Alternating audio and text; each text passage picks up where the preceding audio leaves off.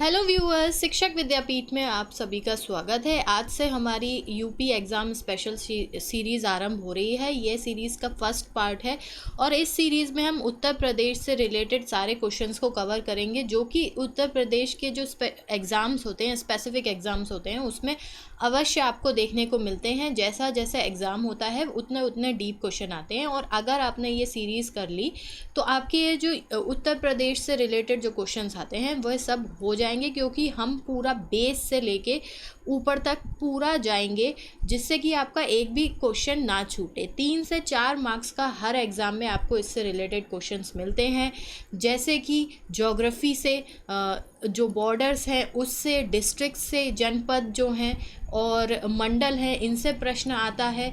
वहीं जो इसका भौतिक विभाजन है उससे प्रश्न आता है, जैसे कि प्राकृतिक विभाजन जैसे बोलते हैं, फिजिकल डिवीजन। ज्योग्राफिकल लोकेशन से क्वेश्चंस आ जाता है, लैटिट्यूड लॉन्गिट्यूड पूछ लिए जाते हैं।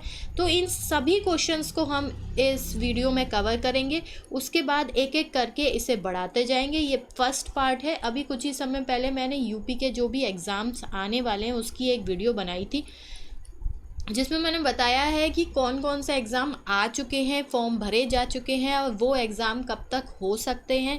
वहीं अभी कौन कौन से एग्ज़ाम आने हैं, कितने पदों की संख्या होगी उसमें और कब तक वो परीक्षा हो सकती है। तो यदि आपने वो वीडियो अभी तक नहीं देखा हो तो इस पॉपअप कार्ड पे क्लिक करके आप उस वीडियो को अवश्य देखें। उससे आपको बहुत एक तो आपको ज्ञान मिलेगा, ऊपर से इस समय जो है ना हम लोग बहुत ही ज़्यादा विचलित हैं, अशांत हैं, हमें समझ नहीं आ रहा है, क्योंकि मैं मानती हूँ कि कोरोना है, पर एक चीज़ हमेशा है, वो है बेरोज़गारी। और जो अभ्यर्थी अपनी प्रिपरेशन कर रहा है, पढ़ रहा है, अपना समय दे रहा है, डिग्री ले रहा है बीएड की, बीटीसी की, और भी अपना समय दे रहा है, साल लगा रहा है, उसके लिए सबसे बड़ी चीज़ है वैकेंसी आनी और एग्ज़ाम जो है परीक्षा में अच्छे से होना। ये नहीं कि बीच में अटक जाए, पूरी वैकेंसी जो है पूरी परीक्षा के बाद रिज़ल्ट समय से आए। तो इस सब के लिए ये आवश्यक है कि जो भर्तियां हैं वो समय से आरंभ हों।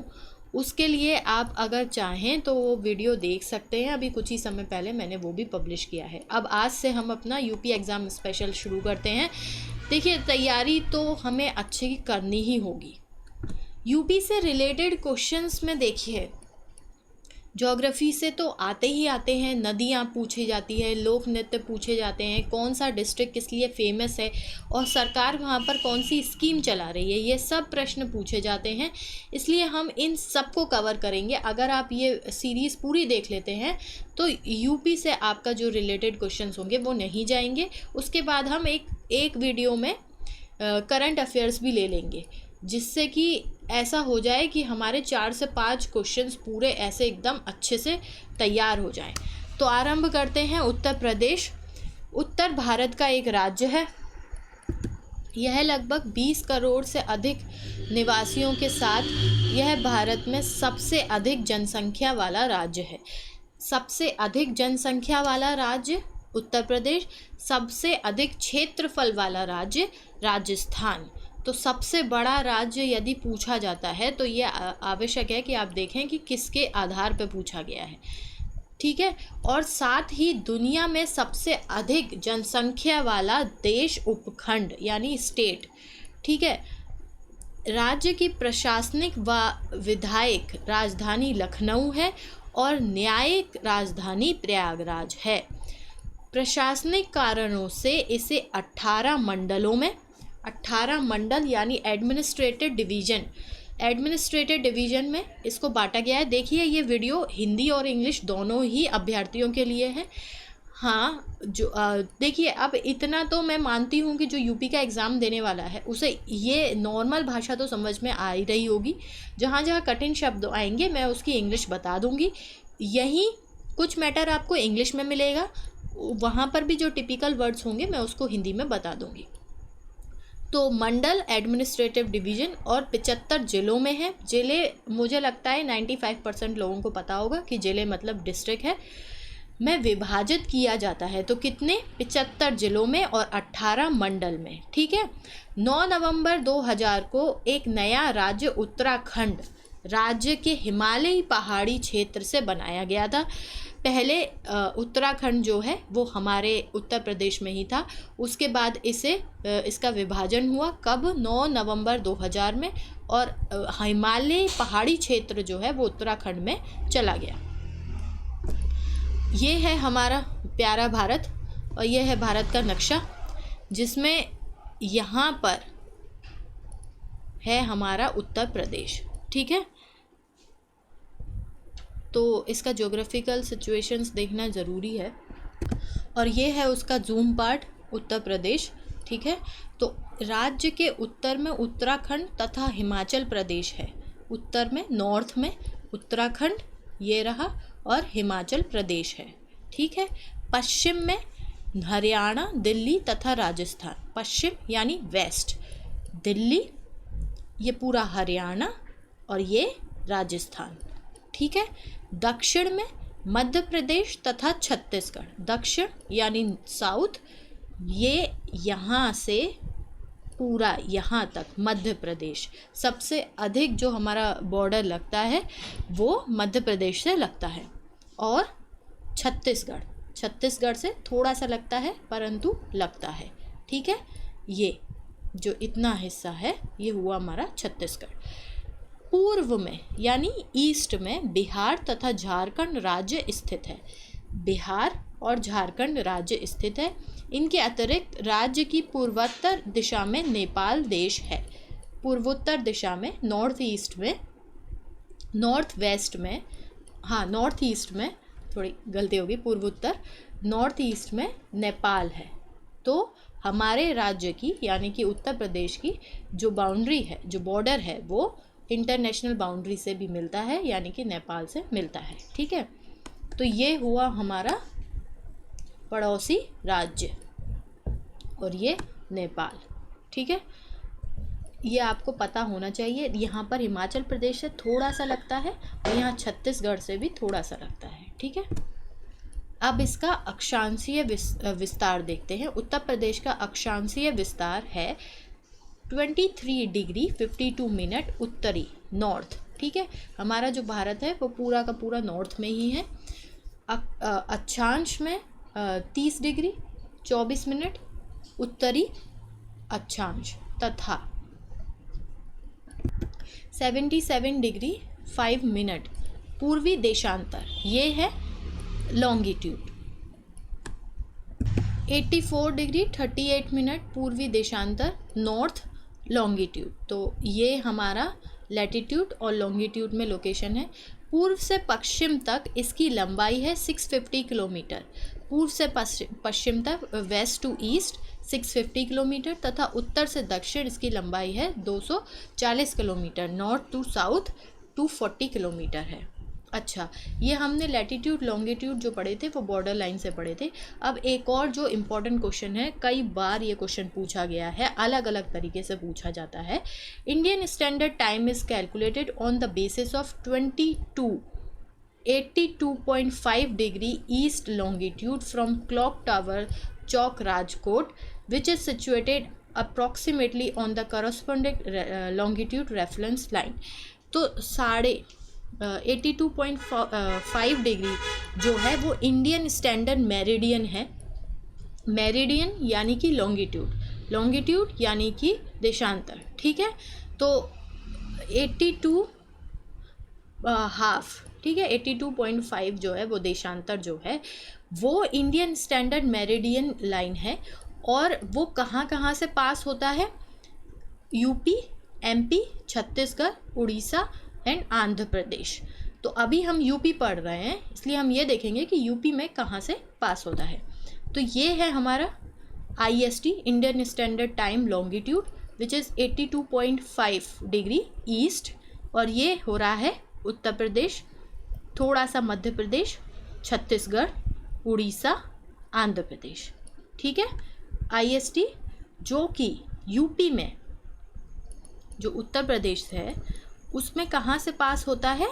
तो उसमें हम थ्रो मिर्ज़ापुर नियर इलाहाबाद इन उत्तर प्रदेश, ठीक है, ऑन लॉन्गिट्यूड 82.5 डिग्री। ये क्वेश्चन अलग अलग तरीके से पूछा जाता है, आपको इसकी पूरी डिटेल पता होनी चाहिए। Indian standard meridian line.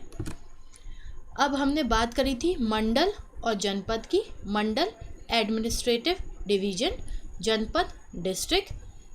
18 मंडल, 75 जिले। अब 18 कौन कौन से मंडल हैं और उनके ज़िले आप एक बार पढ़ लीजिए, परंतु मंडल आपको अवश्य याद होने चाहिए। साथ ही कौन सा सबसे बड़ा मंडल है, किसमें सबसे ज़्यादा ज़िले हैं, तो वो है मेरठ। कितने हैं? 7। सबसे ज़्यादा ज़िले वाला मंडल मेरठ। सहारनपुर सबसे ऊपर लगता है, स्टार्टिंग होती है हमारे उत्तर प्रदेश की सहारनपुर से। उसके बाद मेरठ, बरेली, मुरादाबाद, कानपुर, इलाहाबाद यानी प्रयागराज, झांसी, चित्रकूट, वाराणसी, मिर्ज़ापुर जहाँ से अभी हमने बात करी, IST लॉन्गिट्यूड गुजरता है, आगरा, आजमगढ़, गोरखपुर, बस्ती, लखनऊ, देवी पाटन, फैज़ाबाद, अलीगढ़, ठीक है। और लखनऊ जो कि राजधानी है वो भी मेरठ से छोटा है। 7 मेरठ में ज़िले हैं और उसके बाद है लखनऊ में, तो पहला मेरठ, दूसरा लखनऊ, ठीक है।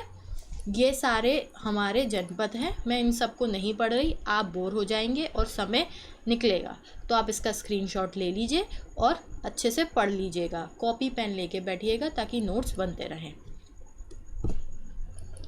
उत्तर Pradesh can be divided into. अब हमने उत्तर प्रदेश की बाउंड्री पढ़ ली, कौन कौन सी यहाँ अक्षांश है, देशांतर रेखाएं, वो पढ़ ली। ये पढ़ लिया कि IST कहाँ से निकलता है, किस किस राज्य से इसकी रेखाएं मिलती है। अब हम पढ़ेंगे इसका division. Uttar Pradesh can be divided into 3 distinct hypsographical region. Hypsographical होता है जैसे हिप्सोग्राफी होती है जिसमें हम मेज़रमेंट पढ़ते हैं, ठीक है। तो हिप्सोग्राफिकल क्या हुआ? मेज़रमेंटल डिवीजन, ठीक है। तो सबसे पहले है the Shivalik foothill and Terai in the north,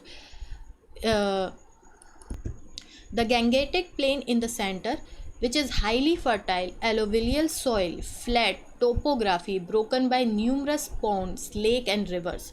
बहुत सारी नदियाँ, लेक, पॉन्ड्स यहाँ पर है। ये alluvial soil से बना हुआ है, इसलिए बहुत ही ज़्यादा फर्टाइल है, ठीक है। Vindhya hills and plateau in the south, hard rock, Satara, very topography of hills, plains, valley and plateau, limited water availability. यहाँ पर पानी कम रहता है क्योंकि हिल्स है, प्लेट्यू है, माउंटेन्स हैं, वहाँ से पानी नीचे बह के आ जाता है। तो ये हैं हमारे 3 विभाजन। अब हम इसको हिंदी में भी पढ़ लेते हैं। उत्तर प्रदेश को 3 भागों में बांटा जा सकता है। भाबर एवं तराई क्षेत्र जो कि उत्तर में है, नॉर्थ में भाबर एवं तराई क्षेत्र, बीच का जो है मैदानी भाग और दक्षिण का पहाड़ी पठारी क्षेत्र। अब हम देखते हैं कि ये भाबर और तराई होता क्या है। तो देखिए, Bhabar the river deposit pebbles in a narrow belt, it lies parallel to Shivalik Terai. अगर आपने हिमालय पढ़ा हो, यदि नहीं पढ़ा है तो हम उस पर भी वीडियो बनाने वाले हैं, परंतु मुझे लगा पहले UP से आरंभ करते हैं क्योंकि इससे क्वेश्चन ज़्यादा आते हैं। तो हिमालय का जो 3rd रीजन है शिवालिक हिल्स, उसके पैरेलल रन करता है क्या? भाबर, ये हिमालय का फुट हिल है। उसके बाद Bhabar. The Terai region lies down south of the Bhabar belt, it is a wet swampy marshy region. उसके बाद तराई आता है, ठीक है। हम इसको अब हिंदी में देख लेते हैं। जो भाबर क्षेत्र है, सबसे उत्तरी भाग भांबर कहलाता है। इसमें कंकड़, पत्थर और मोटी बालू के निक्षेप पाए जाते हैं। भाबर क्षेत्र की भूमि अपेक्षाकृत ऊबड़ खाबड़ है। तराई क्षेत्र, उत्तर का तराई क्षेत्र महीन अवसादों एवं समतल भूमि वाला नम क्षेत्र है, यानी वेटलैंड है। यहाँ वर्षा की अधिकता होने से दलदली भूमि है, मार्शी एरिया है। क्यों? क्योंकि बारिश बहुत ज़्यादा होती है। क्यों बारिश ज़्यादा होती है? Because it is situated on the foot hill of the Shivalik hills. Shivalik hills के बिल्कुल सटा हुआ है। अब इसका लोकेशन देखते हैं, इससे आपको पूरा समझ में आ जाएगा। देखिए ये है हमारा उत्तर प्रदेश, ठीक है। यहाँ पर क्या है? ये हिमालय का शिवालिक हिल्स रीजन है, ये वाला, ठीक है। अब ये वाला जो एरिया है ये डायरेक्ट लगा हुआ है उससे, तो यहाँ पर भाबर और उसके थोड़ा सा नीचे तराई। भाबर में क्या होता है? ये सहारनपुर, बिजनौर, मुरादाबाद, रामपुर, बरेली, पीलीभीत, लखीमपुर खीरी, ठीक है, बहराइच, और यहाँ पर है सरस्वती, बलरामपुर, सिद्धार्थनगर, महाराजगंज और कुशीनगर।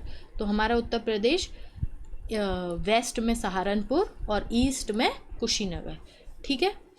यहाँ से इसका ये जो छोटी सी पतली सी बेल्ट जा रही है पैरेलल टू शिवालिक हिल्स, ये है भाबर और तराई रीजन। अब ये डायग्राम से समझिए, अभी हमने देखा था हिमालय, फिर भाबर और तराई। अब यहाँ पर तराई में it is a wet swampy marshy region. क्यों है? क्योंकि यहाँ बारिश ज़्यादा होती है। यहाँ पर क्यों नहीं है? देखिए पहाड़ से जब यहाँ से नदियाँ आती हैं तो बहुत ज़्यादा वेग से आती हैं। क्यों आती हैं? क्योंकि ग्रेविटी से आती हैं, ठीक है, हिल्स से आ रही हैं नीचे, तो पत्थर लेकर आती हैं अपने साथ। ये जो पत्थर हैं फ्लोडर्स, ये क्या बनाते हैं? भाबर। उसके बाद जो यहाँ पर होते हैं ये थोड़े कंकड़ से होते हैं और थोड़ी मिट्टी होती है, तो ये क्या होती है? ये तराई होती है। उसके बाद भांगर और खादर भी अभी पढ़ेंगे। ये भांगर और खादर कहाँ जाएगा? ये जाएगा प्लेन्स में, ठीक है। जो हमने अभी देखा था मैदानी भाग, जो दूसरा विभाजन है, भाबर और तराई हमने देख लिया, अब मैदानी भाग देखेंगे। तो देखिए मध्य का मैदानी भाग जो है, प्रदेश के मध्य का मैदानी भाग गंगा, यमुना और उसकी सहायक नदियों द्वारा लाई गई कांप मिट्टी, कीचड़ और बालू द्वारा निर्मित है, इसीलिए इसे एलुवियल प्लेन बोलते हैं। ये विश्व का सबसे बड़ा नॉर्दर्न प्लेन जो है भारत का उत्तरी मैदान, वो विश्व का सबसे बड़ा एलुवियल जलोढ़ मिट्टी का प्लेन है, ठीक है, मैदानी भाग है। नदियों मध्य के मैदानी भाग की ऊंचाई 80 से 300 मीटर तक है। इसका ढाल उत्तर पश्चिम से दक्षिण पूर्व की ओर है। आपने कभी सोचा है कि सारी नदियां बंगाल की खाड़ी में क्यों गिरती हैं? क्यों गिरती हैं? क्योंकि यहाँ का ढाल कैसा है? उत्तर पश्चिम से दक्षिण पूर्व की ओर है, ठीक है। इस क्षेत्र में दो उपभागों में बांटा जा सकता है, भांगर और खादर, ठीक है। अभी हम इसको डायग्राम से समझेंगे। भांगर क्षेत्र में बाढ़ का पानी नहीं पहुंच पाता, जिसके कारण यहाँ पुरानी काप या जलोढ़ मिट्टी का जमाव होता है। भांगर क्षेत्र में हजारों सालों से कृषि होते रहने के कारण यहाँ की मिट्टी की उर्वरता शक्ति कम हो गई है। खादर क्षेत्र में नदियां प्रति वर्ष नई काप मिट्टी का निक्षेप करती हैं। इस क्षेत्र अत्यंत उपजाऊ होता है। यमुना और चंबल के भीड़ों का निर्माण नदियों द्वारा अधिक आवरण के क्षय होने से हुआ है। सारे मध्य के मैदानी भाग में रबी और खरीफ फसलों की खेती होती है। तो ये जो मैदानी भाग है मध्य का, ये भाबर और खादर में विभाजित कर सकते हैं। और यहाँ पर सारे मध्य जो मैदानी भाग हैं इसमें रबी और खरीफ फसलों की खेती होती है। अब हम इसको डायग्राम से समझेंगे। अभी हमने देखा कि हिमालय से कंकड़ आते हैं, जो बड़े बड़े पत्थर आते हैं वो भाबर, छोटे कंकड़ और जो मिट्टी है वो तराई। उसके बाद यहाँ तक आते आते सिर्फ मिट्टी मिट्टी रह जाती है, वो है भांगर और खादर। देखिए हम लोग कहते हैं भंगार बेच दो, तो भंगार मतलब पुराना, ठीक है। तो पुराना जो है वो भांगर है और नया जो है वो खादर है। और ये क्या है? रिवर वैली है। जब रिवर यानी कि नदी आती है, पानी आता है, तो यहाँ पर इकट्ठा नहीं होता, यहाँ पर ज़्यादा इकट्ठा होता है क्योंकि ढलान के कारण। तो यहाँ पर खेती के लिए तो अच्छा है, यहाँ पर उपजाऊ मिट्टी तो है, परंतु अब बहुत वर्षों से यहाँ कृषि हो रही है तो इसकी उर्वरकता कम हो चुकी है। खादर में क्या होता है, जब भी इतनी रिवर है गर्मियों की, वर्षा ऋतु में ये बढ़ जाएगी, यहाँ तक आ जाएगी। तो जो मिट्टी है वो खादर में बढ़ती जाएगी, लेयर्स में, एक लेयर दूसरी लेयर ऐसे बढ़ती जा रही है। ठीक है, तो हमारा जो उत्तर प्रदेश है उसका विभाजन हमने कैसे कैसे किया, भाबर तेराई, ये किस में जाता है, उत्तर में। फिर हमने मध्य में क्या किया, भांगर और खादर, ये क्या है, मध्य का मैदानी भाग। ठीक है, अब हम जाएंगे दक्षिण में, वहाँ क्या है। तो दक्षिणी पठारी भाग है, पठारी यानी कि पठार है। यहाँ माउंटेन्स जो होते हैं, पर्वत जो होते हैं, उनसे छोटा होता है पठार, और ऊपर से समतल होता है, चोटी नहीं होती है उसमें। इसे बुंदेलखंड का पठार भी कहते हैं। दक्षिणी पठारी भाग की औसत ऊंचाई 300 मीटर है तथा मिर्ज़ापुर और सोनभद्र को सोनाकार और कैमूर पहाड़ियाँ पर इसकी अधिकतम ऊंचाई 600 मीटर है। इस क्षेत्र में वर्षा अपेक्षाकृत कम होती है तथा यहाँ की मिट्टी लाल है। ये सारे एक एक पॉइंट ना प्रश्न के रूप में आते हैं, इन सभी एक भी पॉइंट आप छोड़ नहीं सकते। आप जब पढ़ेंगे तो आपको समझ में आ रहा होगा कि ये सारे के सारे पॉइंट्स जो हैं वो इम्पोर्टेंट हैं, और आप एग्ज़ाम के पुराने क्वेश्चंस पढ़िए या आपने एग्ज़ाम दिए होंगे तो आपको दिख रहे होंगे कि हाँ, इन पे प्रश्न आते हैं। दक्षिणी पठारी भाग की प्रमुख फसलें चना, अरहर, सरसों, ज्वार, गेहूं आदि हैं। देखिए, यदि आपने अभी तक हमारे चैनल को सब्सक्राइब नहीं किया है तो प्लीज़ चैनल को सब्सक्राइब कर लें, वीडियो को लाइक करें, अपने फ्रेंड्स के साथ शेयर करें, क्योंकि उससे हमारा उत्साहवर्धन होता है। और इतनी बड़ी वीडियो हमने इतने डीप में और एक एक क्वेश्चन पढ़ के बनाई है ताकि आपको कहीं और इधर उधर ना जाना पड़े। तो please do subscribe our channel and please like the video, क्योंकि उससे क्या होगा कि जो मैं अगली वीडियो लेकर आऊँगी तो मुझे लगेगा कि हाँ, लोगों को पसंद आ रहा है, थोड़ा अच्छा लग रहा है, तो मैं अगली वीडियो में मन करेगा कि और ज़्यादा मेहनत करूँ। तो please do subscribe our channel, okay. तो दक्षिणी पठारी भाग जो है उसमें फसलें कौन कौन सी होती हैं, चना, अरहर, सरसों, ज्वार, गेहूँ। मध्य में हमने क्या कहा था, रबी और खरीफ की फसलें होती हैं। ठीक है, ये है हमारा बुंदेलखंड का पठार। ठीक है, ये रहा Madhya Pradesh, Bundelkhand and Vindhya region, Vindhyachal region भी बोला जाता है इसको। Vindhyachal complex, discontinuous chain of mountain ranges, hill range, highland, plateau यानी कि पठार, plateau escarpment in west central India. तो ये है वेस्ट सेंट्रल इंडिया में। जनरली जो भी भाग हमारा एमपी से लग रहा है ना, एमपी में ही बुंदेलखंड यूनिवर्सिटी भी है, अगर आपको पता हो तो ये है हमारा ललितपुर है ये, और यहाँ पर है झांसी। इतना रीज़न है, ये पूरा एमपी से लगता है। और यहाँ ये देखिए राजस्थान है, और यहाँ से ये पूरा एमपी से लगता है, ये रहा मध्य प्रदेश। यही रीज़न है बुंदेलखंड और विंध्या रीज़न है, यहीं पर ही हमारे पठारी भाग है।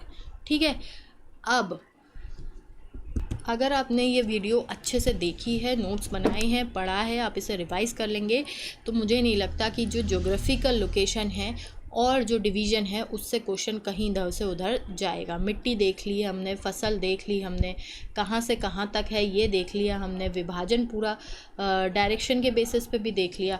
तो मुझे नहीं लगता कि अब कुछ बचा है इसमें, और इसके क्वेश्चंस भी देख लेंगे हम, पर अभी इस वीडियो में इतना ही है। तो ये हमारी स्टार्टिंग थी। इसके बाद हमें रिवर्स पढ़नी है, यानी कि नदियाँ पढ़नी है, जलवायु पढ़नी है, फ्लोरा फौना पढ़ना है, जनजाति और जीव पढ़ने हैं, वहीं लोक नृत्य पढ़ने हैं। तो ऐसी एक एक वीडियो आती रहेगी, ज़्यादा बड़ी वीडियो नहीं है। आप जब पढ़ेंगे आपको मज़ा आएगा। अभी बहुत आगे जाना है, तो हमारे साथ बने रहिए। चैनल को अवश्य सब्सक्राइब करें, वीडियो को लाइक करें, अपने फ्रेंड्स के साथ शेयर करें। आप अंत तक हमारे साथ बने रहे, इसका बहुत बहुत धन्यवाद। सुरक्षित रहें, आपका दिन शुभ हो।